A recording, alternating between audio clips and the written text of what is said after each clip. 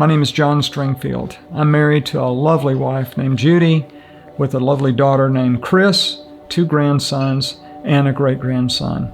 And I'm a child of a rape victim.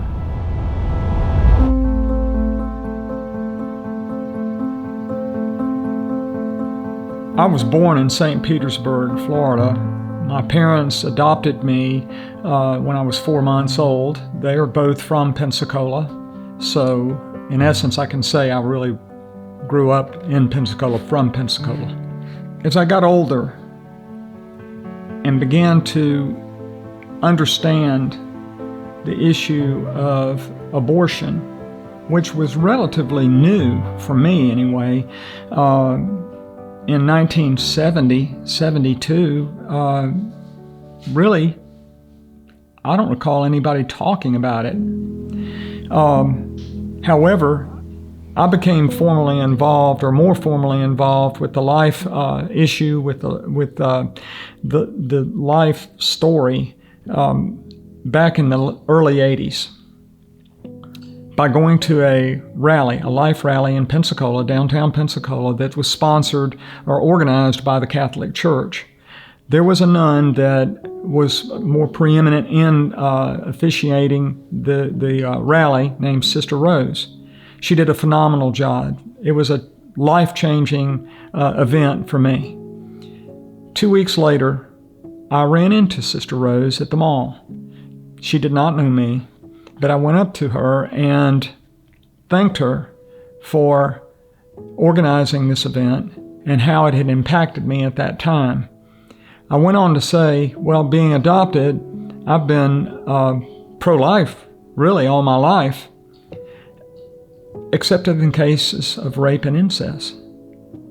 She paused, she looked down and looked back up and said, well, I've got a question for you, John. Is that child, is that baby, any less a human being? My turn to look down. When I looked back up, I said, Sister Rose, you just changed my whole perception. About 5 years ago, I had discovered that I had a heart issue.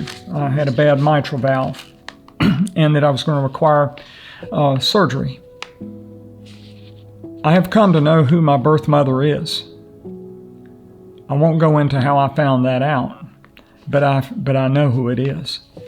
And I had been in contact with her very briefly, like 3 minutes, back in around 2005. She did not want to talk. I got it. I understood that, and I have respected that ever since. She was not rude. But I began to think about the issue of genetics. I know I have a half-brother and a half-sister. So I called my birth mother. And she was receptive to talk about this condition. And we ended up talking for a solid hour. It was a wonderful conversation. It's probably the only conversation I'll ever get to have with her. During that conversation, she said, I don't want to hurt your feelings, but what happened to me happened against my will. She was 78 or 79, so that was her way of saying I was raped. It happened against my will. I put it in a box right then because I knew that we had to have a lot, I didn't know how much time we had to talk, but I didn't want to get plugged into a corner just on that one issue.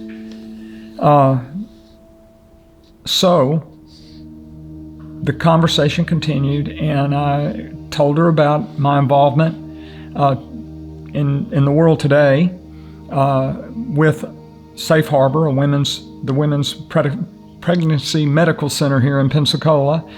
I was on the board for 13 years, and now am involved in the Practical Fatherhood program, have been so for about almost 5 years now.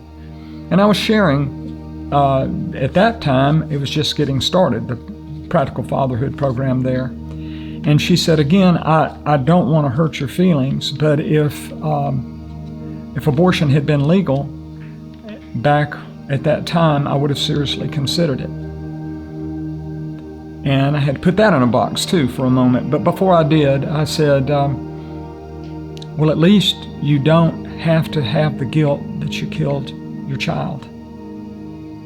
And I had wonderful parents that raised me. I have a wonderful sister. Not a perfect family, but a good family.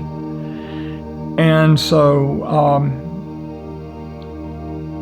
we finished our conversation talking about a lot of different things. The next day, I woke up and I started to feel very dirty. I mean, really bad. It kind of disturbs me sometimes when I think about it, but it made no sense. I knew from a biblical standpoint that didn't make sense. I knew from just common sense it didn't make sense, but I felt very dirty. And I talked to my wife about it, and she was very comforting, but I still felt really dirty. A couple of days later, I think it was, I met up with a friend of mine that is part of a men's group called the Micah Mandate. His name is Richard Murray, and he introduced me to the man that created the Micah group, Todd Leonard. And these were it was a wonderful meeting, wonderful time together. And Todd, in wanting to kind of learn who I am and me learn who he is, and the subject came up of being adopted, and then I shared with him what I just now shared with you. And I pretty much just fell apart. And the thing that I loved about these two men, they did not try to give any platitudes. They didn't try to give any explanations, suggestions, anything like that. They knew I knew. They just were there. And that's what friends are. From what I have said, I have learned that victims come in many sizes and many colors. And my heart is to stand up for victims. Victims are helpless. They're victimized, where the word victim comes from. They need someone there as their advocate. I think that babies are the most innocent victims in humanity, simply because they are totally dependent upon someone else to care for them. And babies who are aborted by their parent, the parent has become, maybe not intentionally, but they've become a bully. When you see bullying take place and do nothing about it, guess what you are? You're an enabler. You have become an accomplice to the act. My question is, at the end of the day, what do you want to be remembered as? Someone who stands up for what is right? In other words, just doing the next right thing? Someone who says, especially someone who says, I'm a Christian.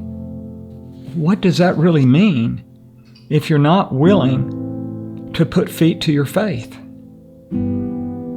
And lastly, this is one more reason that I have such a struggle in most churches that have wonderful people, full of wonderful people, people that love the Lord. But there are also people that say, I'm pro-life, except in the case of rape and incest. And going full circle, it just means you're saying to me, I'm less of a human being. That I'm an exception, I'm a mistake. So I would challenge the Christian community to at least rethink the issue of rape and incest. It's horrible. It's horrible what happens to a woman that finds themselves in that situation. It's just unspeakable. But the two wrongs make a right. Think about it. If you believe that abortion is acceptable in cases of rape and incest, I would not be here today. And even worse, my lovely daughter, grandsons, and a great-grandson, they wouldn't be here either. Is that fair?